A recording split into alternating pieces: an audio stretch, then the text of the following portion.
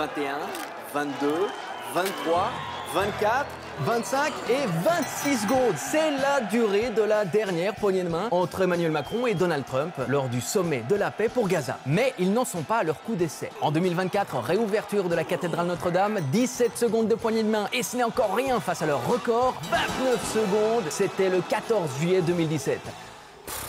Avec Donald Trump, le schéma est toujours le même. Une poignée de main agressive, il tire son interlocuteur dans sa sphère physique tout en conservant le coude bien levé pour montrer une forme de grandeur. L'objectif ? Prendre l'ascendant sur son interlocuteur. Si les mots ont une signification, c'est aussi le cas du non-verbal. Et les prises de pouvoir physiques de Donald Trump portent un nom en rhétorique, l'hypersubjectivation. Nous parlons d'hypersubjectivation lorsque l'orateur s'impose au premier plan du discours jusqu'à en devenir le centre, la matière ou encore l'unique vérité. Si la subjectivation peut amener de l'incarnation, l'hypersubjectivation traduit souvent une volonté de prendre le pouvoir. Vous vous souvenez peut-être de François Hollande face à Nicolas Sarkozy. Moi, président de la République, je ferai fonctionner la justice de manière indépendante. Moi, président de la République, moi, président de la République, moi, président de la République, moi, président de la République, moi, président de la République, moi, président de la République, moi, président de la République, moi, président de la République.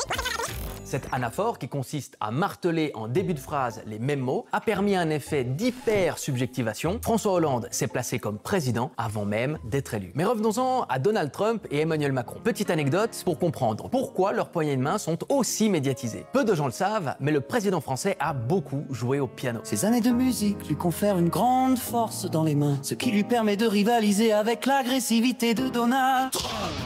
Le résultat, on le connaît, personne ne veut se soumettre, ce qui conduit à des poignées de main interminables et donc virales. La rhétorique est décidément partout, du moindre petit mot jusque dans les jointures.